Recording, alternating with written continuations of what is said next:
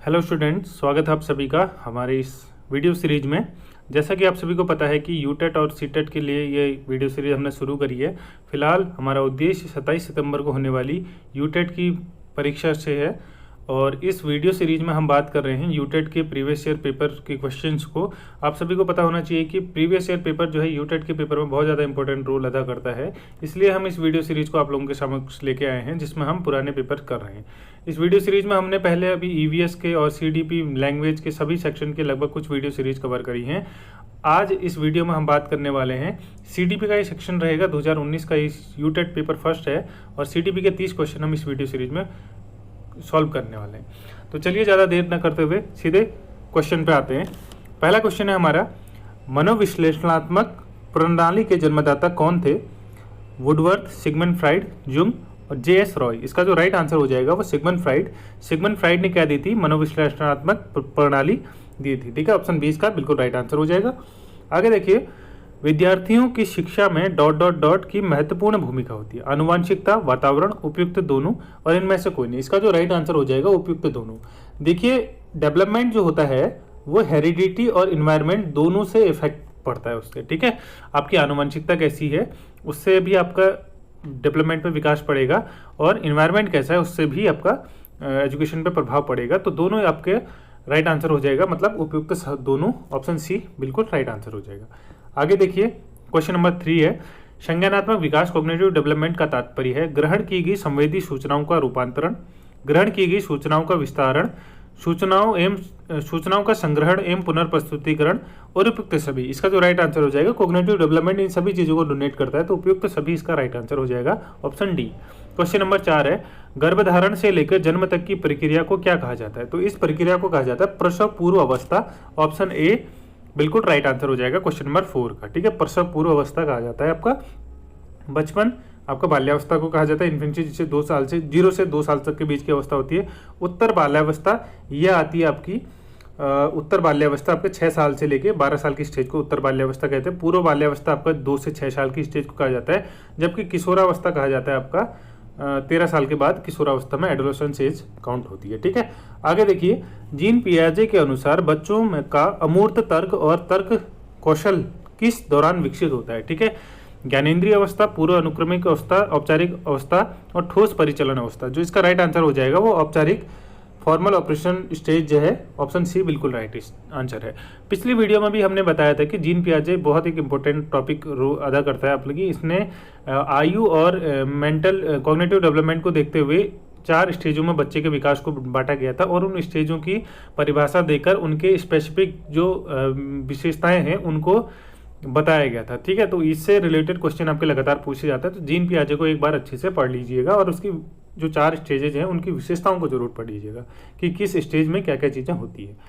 आगे देखिए, question number 6 है, व्यक्तित्व मापन की CAT कैट विधि किसने दी थी? स्किनर, बेलक, हॉन्डलेक और मैरे द्वारा। इसका जो राइट आंसर हो जाएगा वो ये विधि जो दी थी वो बेलक ने दी थी। ऑप्शन बी इसका बिल्कुल राइट आंसर हो जाएगा। अगला है, TAT हेतु कितने कार्ड लगते हैं? कितने कार्ड हैं? जो TAT है वो थर्मेटिक एप्रीपिएशन टेस्ट होता है, थर्मेटिक एप्रीपिएशन टेस्ट कहते हैं इसे। अब देखिए, ये क्वेश्चन जो था उस टाइम पर आयोग ने इसमें बोनस दे दिया था। ठीक है, अब बोनस क्यों दिया था मैं बताता हूँ आपको, इसके पीछे का रीजन क्या था। पहले इसमें 20 आंसर दिया गया था, फिर उसके बाद इसको बोनस दे दिया था, लेकिन इसमें जो कार्ड होते हैं वो 31 कार्ड होते हैं। ठीक है, टोटल 31 कार्ड होते हैं, परंतु जो बेसिक जो कार्ड होते हैं वो 20 कार्ड होते हैं। अब इन्होंने कुछ दिया नहीं कि बेसिक कार्ड या टोटल कार्ड के बारे में बात कर रहा है, तो इसलिए ऑप्शन जो है यहाँ पर डगमगा गए, इसलिए बाद में इसमें बोनस दे दिया गया था। अगर आपको कुल कार्ड के बारे में बात करेगा तो 31 कार्ड होते हैं और बेसिक जो है इसमें से 20 बेसिक कार्ड होते हैं। ठीक है, तो राइट आंसर क्या हो जाएगा? 31 इसका राइट आंसर है टोटल कार्ड की बात करेगा तो। आगे देखिए, क्वेश्चन नंबर 8, निम्नलिखित में से कौन सा वृद्धि एवं विकास का सिद्धांत नहीं है? व्यक्तिगत विभिन्नताओं का सिद्धांत, सेल्फ पेसिंग का सिद्धांत, निरंतरता का सिद्धांत और पैटर्न का सिद्धांत। इसका जो राइट आंसर हो जाएगा वो हो जाएगा आपका सेल्फ पेसिंग का सिद्धांत। ठीक है, ऑप्शन बी राइट आंसर हो जाएगा। सेल्फ पेसिंग का सिद्धांत जो है वृद्धि और विकास का सिद्धांत नहीं काउंट किया जाता है। सेल्फ पेसिंग वो खुद के लिए बात कर रहा है, जो कि ग्रोथ और डेवलपमेंट का कॉन्सेप्ट नहीं प्रोवाइड करवाता है हमें। ठीक है, आगे देखिए, MLL न्यूनतम अधिगम स्तर, मिनिमम लर्निंग लेवल, मूल रूप से एक ऐसा उपागम है जिसकी मान्यता है कि किसी भी कार्य को सभी विद्यार्थी न्यूनतम स्तर से सीख सकते हैं, सभी अधिगम कार्य सीखे नहीं जा सकते हैं, सभी उद्देश्यों को प्राप्त नहीं किया जा सकता, उपयुक्त में से कोई नहीं। इसका जो राइट आंसर हो जाएगा वो ऑप्शन ए। देखिए तीन, बाकी के दो ऑप्शन नेगेटिव है और पहला है थोड़ा बहुत पॉजिटिव बात करें, किसी भी कार्य को सभी व्यक्तियों द्वारा न्यूनतम स्तर तक सीखा जा सकता है। किसी कार्य का एक न्यूनतम लेवल होता है, वहां तक कोई भी अभ्यर्थी उस चीज को सीख सकता है, जिसे कहते हैं एमएलएम, न्यूनतम अधिगम स्तर। ठीक है, ऑप्शन ए इसका बिल्कुल राइट आंसर हो जाएगा। आगे देखिए क्वेश्चन नंबर 10 है, निम्नलिखित में से किस क्षेत्र में अधिगम का अधिकतम हस्तांतरण संभव है? स्मरण, सामान्यीकरण, अवबोधन और आदतों का निर्माण। इसका जो राइट आंसर हो जाएगा वो सामान्यीकरण। अगर आप किसी चीज को बच्चे के सामान्यीकरण स्टेज में, जनरलाइजेशन कहते हैं इसको, उस स्टेज में अगर बच्चे को उसको ट्रांसफर कर रहे हो तो वो चीज उसके रेगुलर रूटीन में आ जाएगी, तो उससे क्या हो जाएगा, उसका अधिगम जो है वो प्रभावी अधिगम संभव हो पाएगा। ऑप्शन बी राइट आंसर हो जाएगा, सामान्यीकरण। आगे देखिए क्वेश्चन नंबर 11 है, पियाजे के अनुसार प्राक, संप्रत्यात्मक एवं अंतर्दर्शी अवबुद्धि संबंधित है। देखिए फिर एक क्वेश्चन आ गया पियाजे से, तो मैं इसलिए कह रहा हूं कि पियाजे बहुत इंपॉर्टेंट है, इसकी चारों स्टेजेस को और उन चारों स्टेजेस के स्पेसिफिक जो विशेषताएं हैं उनको जरूर देख लीजिएगा।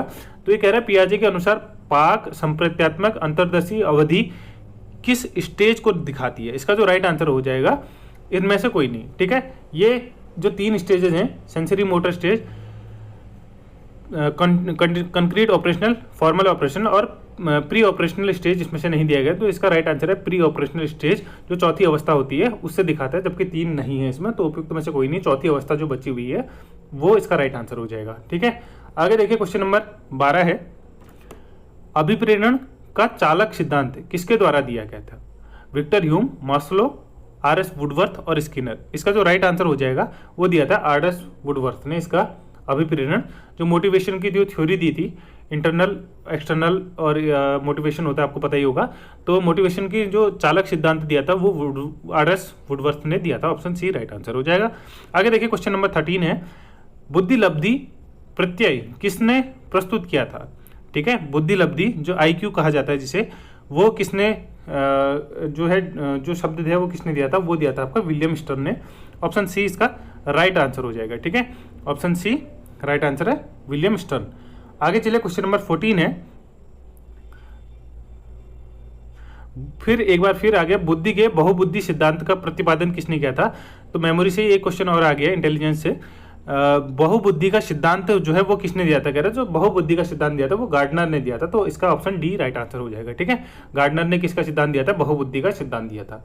आगे देखिए, उस श्रेणी को पहचानिए जो अधिगम के स्थानांतरण के प्रकार को सूचित नहीं करती है। धनात्मक और ऋणात्मक, क्षैतिज लंबी, एक पक्षी, द्विपक्षी, एक पुच्छीय और द्विपुच्छीय। देखिए पुच्छीय कुछ नहीं होता, ठीक है, पुच्छीय टेल्ड को दिखाता है, तो टेल्ड इस तरीके की कोई चीजें नहीं होती जो अधिगम में। एक पक्षी हो सकता है, द्विपक्षीय हो सकता है, और क्षैतिज लंबी भी हो सकता है, धनात्मक ऋणात्मक भी हो सकता है, तो ऑप्शन डी इसका राइट आंसर हो जाएगा। कौन सा नहीं दिखाता है कह रहा है, तो एक पक्षी, एक पुच्छीय और द्विपक्षीय। ठीक है, ऑप्शन डी राइट आंसर है। अगला देखिए, यदि किसी बच्चे की मानसिक आयु 5 और कालानुक्रमिक आयु जो है 4 है, तो बच्चे की बुद्धि लब्धि क्या होगी? ठीक है, अब IQ का फॉर्मूला होता है, वो होता है मेंटल एज।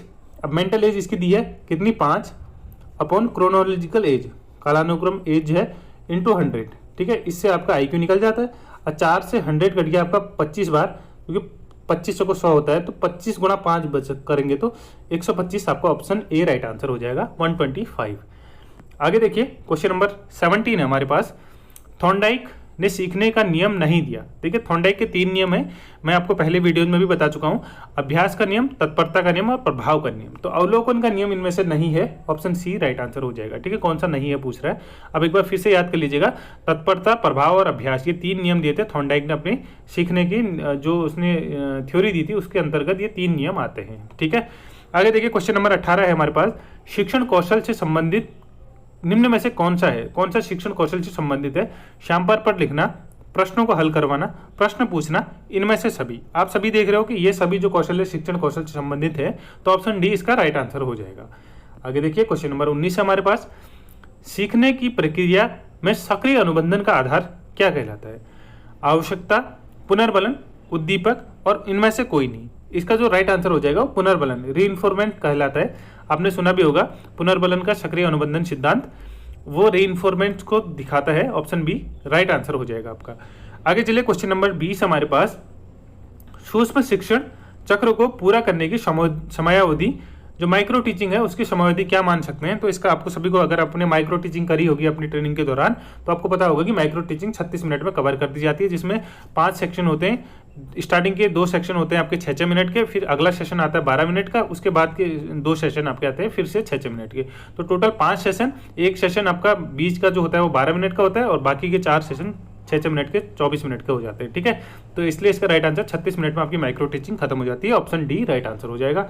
आगे देखिए क्वेश्चन नंबर 21 है, समस्यात्मक बच्चों की पहचान हेतु कौन सी विधि प्रभावशाली है। विकासात्मक मापन, बालक का व्यक्तित्व अध्ययन, बालक के व्यवहार का व्यवस्थित अवलोकन, और उपयुक्त सभी। इसका जो राइट आंसर हो जाएगा वो उपयुक्त सभी। ठीक है, आपको एक समस्यात्मक बच्चे की पहचान करने के लिए आपको सारी चीजें रखनी होंगी, उसके बाद आप सारी चीज़ों के ऑब्जर्व करके उस चीज़ का डिसीजन ले पाओगे कि बच्चे का जो समस्या किस चीज़ के रिगार्डिंग आ रही है। ठीक है, पहचान हेतु, समस्या की पहचान हेतु। आगे देखिए क्वेश्चन नंबर 22 हमारे पास, सामाजिक सांस्कृतिक सिद्धांत का प्रतिपादन किसने किया था। तो जो इसका राइट आंसर है वो हो जाएगा आपका वाइगोत्स्की। वाइगोत्स्की ने सोशियो कल्चर थ्योरी दी थी।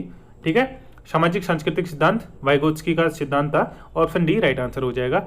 अगला देखिए क्वेश्चन नंबर 23 हमारे पास, समावेशी शिक्षा में किस प्रकार के छात्र को शामिल होते हैं। केवल विशिष्ट छात्र, सामान्य और विशिष्ट छात्र, केवल सामान्य छात्र, बहुभाषी एवं प्रतिभाशाली छात्र।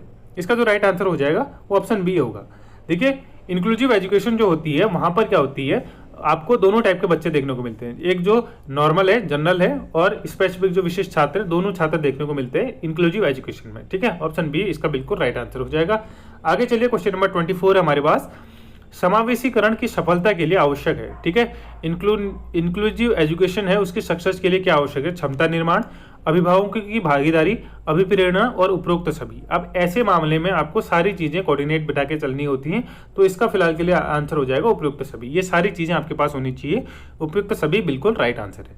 आगे चलिए क्वेश्चन नंबर 25, मानसिक मंदता का तात्पर्य है। ठीक है, मानसिक मंदता का तात्पर्य क्या है। औसत मानसिक योग्यता, औसत से कम मानसिक योग्यता, औसत से अधिक मानसिक योग्यता, उपयुक्त सभी। अब देखिए मानसिक मंदता कह रहा है तो मंदता मतलब कम ही होगी। ऑप्शन बी इसका राइट आंसर हो जाएगा। औसत से कम मानसिक योग्यता आपका मानसिक मंदता कहलाती है। आगे देखिए क्वेश्चन नंबर 26 हमारे पास, एक अध्यापक के लिए अनिवार्य है कि उसे अधिगम के सिद्धांतों का भली भांति ज्ञान हो, क्योंकि इससे अध्यापक को अध्येयताओं की आवश्यकताओं को जानने में सहायता मिलती है। इससे अध्यापक को अध्येताओं की अभिवृत्ति तथा अभिरुचियों को समझने में सहायता मिलती है। इससे अध्यापक को अध्येताओं के व्यक्तित्व के बारे में पता चलता है, और इससे कक्षा अनुशासन सुनिश्चित होता है। आप देखिए वैसे तो ये सारी चीजें जरूरी है, अगर चौथा ऑप्शन हमारे पास उपयुक्त सभी होता तो हम उपयुक्त सभी को टिक कर देते, परंतु अब ऐसी स्थिति में जहां पर आपको 4 अलग अलग ऑप्शन दिए, तो आपको एक ऐसा ऑप्शन देखना है जो ज्यादा अप्रोप्रिएट है। फिलहाल के लिए ऐसा जो ज्यादा अप्रोप्रिएट ऑप्शन है वो आपका ऑप्शन बी हो जाएगा। देखिए क्या कह रहा है इसमें, इससे अध्यापक को अध्येताओं मतलब बच्चों की अभिवृत्तियों तथा अभिरुचियों को समझने में सहायता मिलती है। इसलिए क्या होता है कि अध्यापक को अनिवार्य हो जाता है बच्चे का सिद्धांतों का, अधिगम के सिद्धांतों का भलीभांति ज्ञान होना। ठीक है, ऑप्शन बी राइट आंसर हो जाएगा आपका। आगे देखिए क्वेश्चन नंबर 27, शैक्षणिक सामग्रियों का चयन किसे करना चाहिए। अध्यापक को, विभागाध्यक्ष को, संस्थान के प्राचार्य को, विशेषज्ञों की एक समिति को। ठीक है, शैक्षिक सामग्री जो आपका बच्चों के लिए इंक्लूजिनस जो मटेरियल बना रहे हैं, शिक्षा संबंधी जो मटेरियल बना रहे हैं, उसकी जो सामग्री का चयन करना चाहिए वो विशेषज्ञों की एक समिति को करना चाहिए। आप स्पेशल लोगों को, एक्सपर्ट्स को लेके आइए, उसकी कमेटी बनाइए, और वो ही क्या करते हैं, शैक्षणिक सामग्री का उपयोग कर पाते हैं। ठीक है, क्योंकि एक अध्यापक उसको अपनी क्लासरूम के पर्पज से देखेगा, विभागाध्यक्ष उसको अपने विभाग के पर्पज से देखेगा, और संस्थान का जो प्राचार्य होगा वो आप केवल संस्थान के परिप्रेक्ष्य से देखेगा। लेकिन एक्सपर्ट जो होंगे उनको वो अलग अलग क्लासरूम, अलग अलग डिपार्टमेंट और अलग अलग स्कूलों के प्रबंधन के हिसाब से उसको देखेंगे कि क्या क्या स्कूलों में किन किन चीजों की समस्या हो सकती है, किन किन चीजों का एडवांटेज तथा डिसएडवांटेज हो सकता है। तो शैक्षणिक सामग्री बनाने के लिए एक एक्सपर्ट की टीम बनानी चाहिए जो ही आपको शैक्षिक सामग्री जो है उपलब्ध कराएगी। ऑप्शन डी इसका राइट आंसर हो जाएगा। आगे देखिए क्वेश्चन नंबर 28 हमारे पास, विद्यालय जीवन स्कूलन का मुख्य उद्देश्य होना चाहिए। उच्च उत्तीर्ण प्रतिशत, समय पर पाठ्यक्रम पूरा कराना, बालकों को अनुशासित जीवन, बालकों द्वारा सक्षमताओं का अर्जन। ठीक है, देखिए ये तीन चीजें आपकी रटंत्र प्रणाली को फॉलो करती हैं, जबकि चौथी चीज है बालकों में सक्षमताओं का अर्जन करना। ये एक रोट लर्निंग से अलग जाके किसी एग्जाम्पल को दिखाती है कि बालक जो है क्षमताओं का अर्जन कर सके। तो मेन उद्देश्य यही होना चाहिए स्कूल का। ठीक है, ऑप्शन डी इसका राइट आंसर हो जाएगा।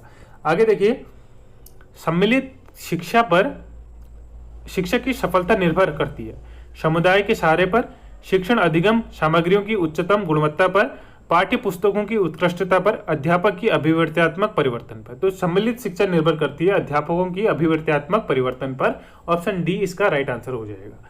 आगे देखिए, अंतिम क्वेश्चन हमारे पास, बालिकाओं की शिक्षा को प्राथमिकता दी जानी चाहिए। अब ये कह रहा है कि गर्ल्स की एजुकेशन को प्रायोरिटी दी जानी चाहिए। इसका रीजन क्या है? लड़कियां लड़कों की अपेक्षा अधिक होशियार होती हैं, लड़कियां संख्या में लड़कों से कम है, भूतकाल में लड़कों की तुलना में लड़कियों के साथ भेदभाव किया गया है, लड़कियां सामाजिक परिवर्तन का नेतृत्व करने में सक्षम है। देखिए ये जो बाकी के तीन ऑप्शन है, ये इनका कोई अप्रोप्रिएट जवाब नहीं मिल रहा है कि लड़कियों को क्यों प्राथमिकता देनी चाहिए, जबकि जो चौथा ऑप्शन है ये बिल्कुल अप्रोप्रिएट आंसर दे रहा है कि लड़कियां जो है सामाजिक परिवर्तन का नेतृत्व करने में सक्षम है, इसलिए उन्हें प्राथमिकता दी जानी चाहिए। तो ये इसका राइट आंसर हो जाएगा, ऑप्शन डी। तो आई होप आपको ये वीडियो सीरीज पसंद आ रही होगी। अगर वीडियो सीरीज पसंद आ रही हो तो वीडियो को लाइक करिएगा। अगर आप यहाँ तक वीडियो पर पहुँच गए हैं तो अपना फीडबैक देना जरूर मत भूलिएगा। और आपको कोई क्वेरी हो, कोई प्रश्न हो तो कमेंट बॉक्स पर कमेंट जरूर कर सकते हैं।